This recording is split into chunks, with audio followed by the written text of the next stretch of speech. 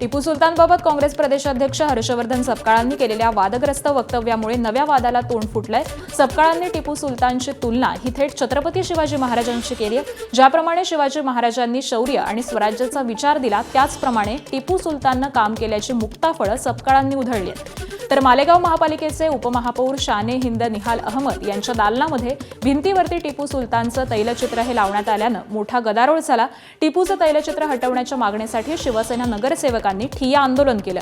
दरम्यान चहूबाजूंनी टीकेची झोड उठवल्यानंतर दालनातील तैलचित्र हे हटवण्यामध्ये आलं। मात्र सपकाळांच्या वक्तव्यामुळे पुन्हा वादाला फोडणी मिळाली। छत्रपती शिवाजी महाराजांचं शौर्य ज्या पद्धतीचं आहे आणि एक स्वराज्य नावाचा त्यांनी ज्या पद्धतीने एक विचार दिला आहे, अगदी त्यांच्याच मांडेआळीमध्ये त्यांच्यानंतर त्यांच्या बऱ्याच कालावधी लोटल्यानंतर त्यांचा आदर्श घेऊन टिपू सुलतान यांनी इंग्रजांच्या विरोधात कुठेतरी लढा पुकारला होता आणि त्या अर्थानं टिपू सुलतान हे एक शौर्य गाजवणारे एक योद्धे होऊन गेले, एक भारताचे भूमिपुत्र होऊन गेले।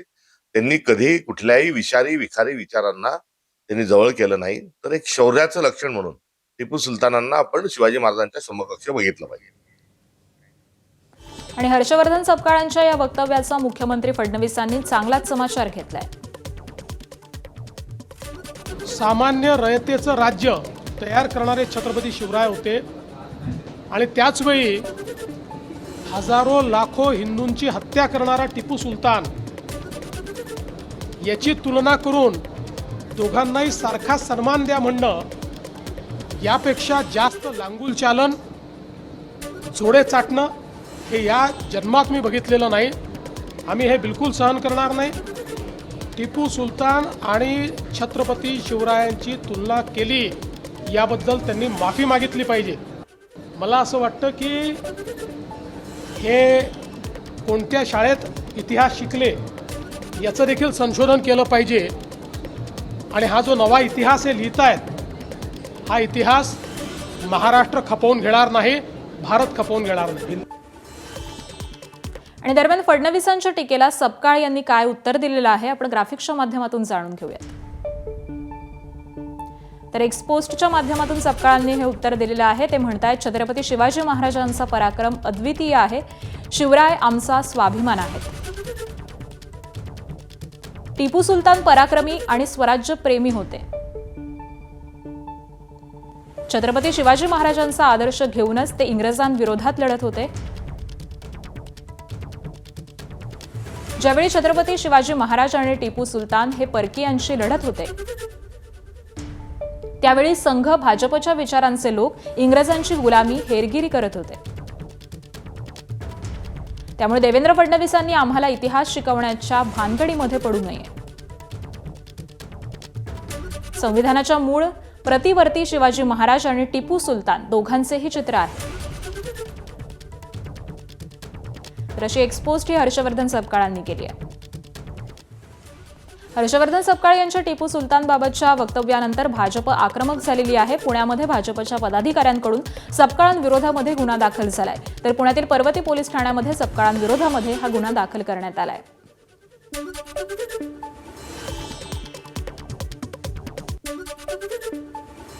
आणि दरम्यान मालेगावच्या उपमहापौरांच्या दालनामध्ये लावलेला टिपू सुलतानचा फोटो हा हटवण्यात आलेला आहे।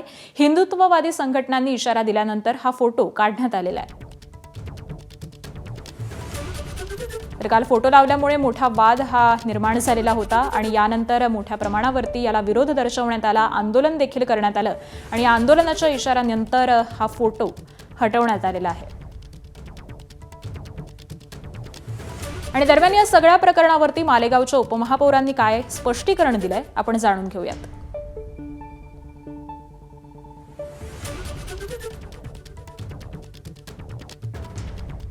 जिस वक्त हमने चार्ज लिया तो हम उस वक्त ही गए थे चार्ज लेने। उससे पहले किनकी तस्वीर लगी रहनी चाहिए थी, ये सारा काम जो प्रशासन का था, मालेगांव कॉरपोरेशन का था। तो आप ये सवाल उनसे करो कि वहाँ क्यों महापुरुषों की तस्वीर नहीं लगी। दूसरा ये कि वहाँ काम रिपेयरिंग का चलने वाला था, हो सकता है इस वजह से उन्होंने नहीं लगाई हो, लेकिन अभी वहाँ रिपेयरिंग का काम चल रहा है। तो हमारी जो नीति के हिसाब से जो लोग होंगे लोहियावादी, हम उनका फोटो जरूर लगाएंगे। दुर्घटनांनी अनेकदा हादरलेली मुंबई पुन्हा एकदा अपघातानं हादरली आहे. मुलुंडमध्ये LBS रोडवरती वडाळा ते कासार वडवलीच्या मेट्रोच्या बांधकामाचा स्लॅब कोसळल्यामुळे मोठी दुर्घटना घडली आहे. यामध्ये एकाचा मृत्यू झालेला असून 3 जण जखमी झालेत. त्याबरोबरच 2 ते 3 वाहनंही स्लॅबखाली दबली गेली आहेत. जॉन्सन अँड जॉन्सन कंपनीजवळ सुरू असलेल्या मेट्रोच्या कामावेळी हा स्लॅब कोसळला. LBS रोडवरून ठाण्याकडून मुंबईकडे जाणारी वाहतूक या अपघातानंतर बंद करण्यात आली आहे. तर MMRDA या संपूर्ण मेट्रो मार्गाचं बांधकाम करतेय. वेगवेगळ्या 4 टप्प्यांचे 4 वेगवेगळे कंत्राटदार आहेत. ज्या टप्प्यामध्ये हा अपघात झाला तिथलं बांधकाम हे टाटा प्रोजेक्ट्स लिमिटेड आणि चायना हार्बर इंजिनिअरिंग कंपनीकडे आहे. दरम्यान या अपघातानंतर बंद करण्यात आलेल्या LBS मार्ग हा तब्बल 7 तासांनी पुन्हा वाहतुकीसाठी खुला करण्यात आलाय. या प्रकरणी 5 जणांना अटक करण्यात आलेली असून मुलुंड पोलिसांकडून अधिक तपास सुरू आहे. खूप मोठा निष्काळजीपणा आहे. मला आता कळालं मॅडमकडनं की कालच हा पॅराफिट वॉल बसवलेला होता आणि काल बसवल्यानंतर आज हा पडला, तर त्याच्यामध्ये भरपूर मोठा निष्काळजीपणा असणारच ना. क्युरिंग झालं नसेल किंवा काही बॅरिकेड्स वगैरे सगळ्याच गोष्टीचा निष्काळजीपणा दिसतोय.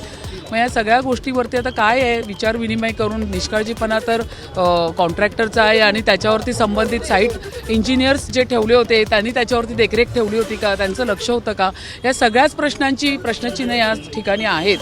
मिलन इन्फ्रा म्हणून कॉन्ट्रॅक्टर आहेत, त्यांच्यावर 5 कोटीचं फाईन इमिडिएटली लावलेला आहे. या कामावर देखरेख ज्यांची आहे ते GC जनरल कन्सल्टंट आहेत. हे एक फॉरेन कंपनी आहे LBG हिल. त्यांच्यावर देखील 1 कोटीचा फाईन या ठिकाणी लावण्यात आलेला आहे. विषय फाईनचा नाही आहे, विषय जिम्मेदारी या ठिकाणी निश्चित करण्याचा आहे आणि जिम्मेदारी नक्कीच लवकरात लवकर MMRDA निश्चित करेल आणि याच्यामध्ये कोणीही दोषी सापडला तर अजिबात त्याची कोणतीही गय आम्ही करणार नाही. दरम्यान मेट्रोच्या घटनेची चौकशी करून कारवाई करण्यात येणार असल्याची माहिती मुख्यमंत्र्यांनी दिली आहे. तर मृतांच्या वारसांना मदतीची घोषणाही केली आहे. हा जो संपूर्ण प्रकार त्या ठिकाणी झालेला आहे यामध्ये जी काळजी घेणं आवश्यक होतं ती घेतली आहे की नाही याची चौकशी केली जाईल. अर्थातच ती घेतली असती तर कदाचित अशी परिस्थिती आली नसती. याला कोण जबाबदार आहे त्यांच्यावरही कारवाई केली जाईल आणि तात्काळ जिथे जिथे काम चाललेलं आहे तिथलं सेफ्टी ऑडिट करून त्या ठिकाणी अशी घटना घडणार नाही या प्रकारचा प्रयत्न केला जाईल. मृतकांच्या परिवाराला शासनाच्या वतीनं मदत केली जाईल. मुलुंड दुर्घटनेला जबाबदार धरत एक्झिक्युटिव्ह इंजिनियर सत्यजित साळवे याचं निलंबन करण्यात आलेलं आहे. तसे आदेशच उपमुख्यमंत्री एकनाथ शिंदेंनी दिलेत. मेट्रो ब्रिज मार्गाची सेफ्टी आणि स्ट्रक्चरल ऑडिट करावं असे निर्देश देखील एकनाथ शिंदेंनी दिलेले आहेत. मेट्रो मार्गाचं बांधकाम करणाऱ्या लुई बर्गर कंपनीला 1 कोटींचा दंड तर अपघाताला जबाबदार असणाऱ्या मिलन इन्फ्रा कंपनीला 5 कोटींचा दंड हा ठोठावण्यात आलाय. तर MMRDA कडून मृत व्यक्तींच्या नातेवाईकांना 15 लाखांची आर्थिक मदतही जाहीर करण्यात आली आहे.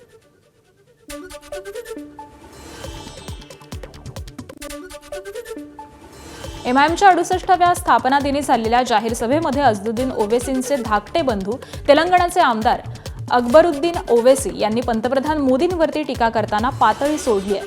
हा देश कोणाच्या बापाची मालमत्ता नाही असं म्हणताना पंतप्रधान मोदींचा उल्लेख 2 पैसे का चायवाला असा केला. भीती आणि मुसलमान हे शब्द एकत्र येत नाहीत अशी दुरपोक्ती देखील त्यांनी केली. ये 2 पैसे का चाय वाला डराएगा, नहीं डरा सकता. डर और मुसलमान एक साथ नहीं चलते. बहुत आए बहुत गए, ये भी चला जाएगा. हम कहीं नहीं गए, नहीं जाएंगे. जो चाहे खाएंगे, जो चाहे पहनेंगे. ये मुल्क किसी की बाप की जागीर नहीं है. ये मुल्क मेरा था, मेरा है, मेरा रहेगा.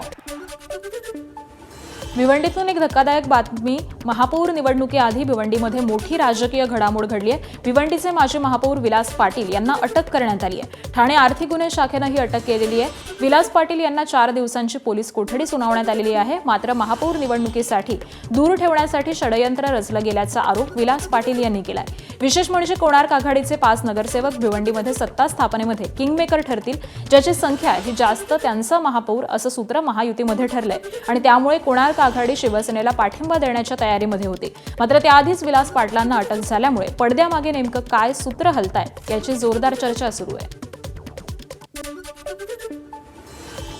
देवाभाऊ म्हणजे कामधेनू आहेत, त्यांना आमच्या मनातील इच्छा माहीत आहेत, अशा शब्दांमध्ये धनंजय मुंडेंनी बीडमधल्या कार्यक्रमामध्ये आपल्या भावना मांडल्या. मनातील इच्छा माहिती असल्यामुळे जास्त बोलू नको असा निरोप मुख्यमंत्र्यांनी दिल्याची पुष्टी देखील मुंडेंनी जोडली. विशेष म्हणजे धनंजय मुंडेंनी हे वक्तव्य केल्यानंतर फडणवीसांनी मुंडेंच्या डोक्यामध्ये टपली मारली आणि त्यामुळे मुंडेंच्या या वक्तव्यानंतर चर्चांना उधाण आलंय. संतोष देशमुख हत्येप्रकरणी वाल्मिक कराडला अटक झाल्यानंतर धनंजय मुंडेंना मंत्रिपदाचा राजीनामा द्यावा लागला होता आणि त्यामुळे धनंजय मुंडे पुनर्वसनाच्या प्रतीक्षेत आहेत. म्हणून मुंडेंचं हे वक्तव्य अतिशय बोलकं ठरतंय. आमच्या इथल्या मायबाप जनतेला एवढीच इच्छा आहे. इथं बाजूला भाऊ कामधेनू कामधेनूचा अर्थ आपल्याला माहिती आहे. कामधेनू गाय म्हणजे त्या गायीच्या समोर आपण ती सेवा केली, तिची पूजा केली. कामधेनू तुमच्या इच्छापूर्ती करते. आता आमच्या दृष्टीनं हे गायीचं उदाहरण, गोमातेचं उदाहरण, आमच्या दृष्टीनं आता तुम्हीच कामधेनू आहात.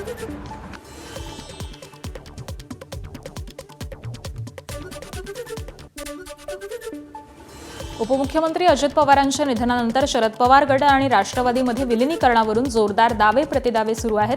मात्र आता विलिनीकरणाच्या चर्चांना कुठेतरी पूर्णविराम लागणार आहे. विलिनीकरणाच्या चर्चांवरती शरद पवार गटामधून सध्या तरी कोणी बोलणार नसल्याची भूमिका नेते शशिकांत शिंदेंनी घेतली आहे. अजित पवारांच्या नेत्यांकडून जोपर्यंत कोणी चर्चा करत नाही तोपर्यंत विलिनीकरणावरती मौन बाळगण्याचा पवित्रा हा शरद पवार गटानं घेतलेला आहे. विलिनीकरणानंतर अजित पवारांकडेच नेतृत्व राहणार होतं असा दावा देखील नुकताच शिंदेंनी एका लेखामध्ये केलेला होता आणि त्यामुळे विलिनीकरणाचं नेमकं काय होतंय हे पाहणं आता महत्त्वाचं ठरणार आहे.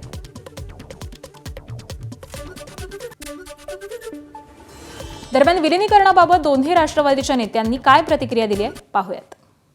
तुम्ही एकत्र येणार होता, आता सुनेत्रा वहिनींच्या सोबत जर तुम्ही एकत्र येणार असाल तर सुनेत्रा वहिनींना तुम्ही सगळी सूत्र देणार का राष्ट्रीय अध्यक्ष? हे आता मी याच्यावर काही कमेंट्स करणार नाही. No comments. आता याच्यावर आम्हाला एकत्रीकरणाच्या संदर्भामधला कुठल्याही प्रकारचं भाष्य करायचं. मला हे कळत नाही की रोज विलिनीकरण काय ही चर्चा आहे. विलिनीकरणाचं काय करायचं, आजही करता येईल, 1 महिन्याने करता येईल, 2 महिन्याने करता येईल. घाई करण्याचं काय कारण काय आहे. सुनेत्राताई तेथे आता उपमुख्यमंत्री म्हणून बसलेले आहेत. राष्ट्रीय अध्यक्ष म्हणून सुद्धा आम्ही त्यांची निवड करणार आहोत. त्याच्यानंतर त्या पक्षाचे जे काही प्रमुख लोक आहेत किंवा त्यांना ज्यांना वाटतात त्या सगळ्या लोकांना कमिटीला बसून बोलवतील, काय करावं, चर्चा होईल. शेवटी एवढे मोठे निर्णय जे आहे हे दोन्ही बाजूच्या लोकांनी चर्चा करूनच होईल ना. राष्ट्रवादीच्या विलिनीकरणाबाबत जयंत पाटील यांनीही भाष्य करणं टाळलंय. विलिनीकरणावरती मला भाष्य करावंसं वाटत नाही असं जयंत पाटील यांनी म्हटलंय. शरद पवारांच्या नेतृत्वामध्ये आमचा पक्ष आहे, आमच्या पक्षाचं स्वतंत्र अस्तित्व आहे, आमचा पक्ष त्या दृष्टीनं वाटचाल करेल असं जयंत पाटील म्हणाले. तर आम्ही कधीही तुमच्या मदतीला येऊ असं सुनेत्रा पवारांना सांगितलंय. सोबतच सुनेत्रा पवार आणि पार्थ पवारांसमोर अडथळे किंवा प्रश्न निर्माण करण्याची इच्छा नाही असं महत्त्वाचं वक्तव्य देखील जयंत पाटील यांनी केलंय. राजकारणामध्ये उद्या काय होईल ते आज सांगता येत नाही अशी अवस्था. दादांच्या निधनानंतर आकस्मिक जे ॲक्सिडेंट झाला त्यानंतर हे पुन्हा एकदा सिद्ध झालेलं आहे की आजचा दिवस उद्या आहे का, हे नियतीला मान्य आहे का, असे अनेक प्रश्न आहेत. त्यामुळं पुढं काय करायचं. आमचा पक्ष आहे, पक्षाचं अस्तित्व आहे, पवारसाहेबांच्यासारखं मोठं व्यक्तिमत्व आहे. महाराष्ट्रात अनेक प्रश्न आहेत. शेतकऱ्यांच्या समोर अमेरिका, भारत कराराच्यातनं काही नवीन आव्हानं निर्माण होणार आहेत, देशाच्या आर्थिक परिस्थितीचे इश्यूज आहेत, आणखीन बरेच प्रश्न आहेत. त्यामुळं आमचा पक्ष त्या दृष्टीनं विचार करेल. पण प्रश्न विलिनीकरणाचा राहिला तर त्यावर मला आज भाष्य करायचा अधिकारही नाही आणि भाष्य करावं असंही मला वाटत नाही. सुनील तटकरे साहेबांचं जे काही म्हणणं आहे ते खोडून काढलं की अशी काही विलिनीकरणाची चर्चा झालेलीच नव्हती, असं सुनील तटकरे म्हणाले. ठीक आहे, आता त्याला ज्या माणसाशी नेत्याशी आमची चर्चा झालेली तेच नसल्यामुळं अशा विधानाला उत्तर देणंही मला आवश्यक वाटत नाही. आता सुनेत्रा वहिनींना आम्ही काही 4-5 जणं त्या बारामतीत असताना घरी जाऊन भेटलो आणि आम्ही त्यांना सांगितलं काही अडचण असेल, काही प्रश्न असतील तर आम्हाला सांगा, आम्ही कधी तुमच्या मदतीला येऊ, काहीच अडचण मनात किंतु बाळगू नका. विलिनीकरणाच्या आधी देखील 1-2दा माझ्या त्यांच्या भेटी झालेल्या होत्या. त्यामुळं सुनेत्रा वहिनींचा जो मुद्दा असेल किंवा पार्थ पवारांचा असेल, आमची त्यांना पूर्ण पाठिंबा म्हणजे सपोर्टिव्ह, त्यांच्यासाठी काही अडथळे आणि प्रश्न तयार करण्याची आमची इच्छा नाही. पाकिस्तानच्या बलुचिस्तान प्रांतामध्ये स्वातंत्र्यासाठी वर्षानुवर्ष लढा देणारी संघटना बलोच लिबरेशन आर्मीनं 7 पाकिस्तानी सैनिकांना ओलीस धरलंय. BLAनं 7 ओलीस धरलेल्या सैनिकांचा व्हिडिओ हा जारी केलेला आहे. BSLनं सदस्यांची मुक्तता करा, त्याबरोबरच पाकिस्तानी सैनिकांची सुटका होईल असं BLAनं म्हटलेलं आहे. BLAनं या ऑपरेशनला ऑपरेशन हिरोफ 2 असं नाव दिलेलं आहे. याआधी BLAनं 7 पाकिस्तानी सैनिकांना ओलीस धरत अशीच मागणी केलेली होती.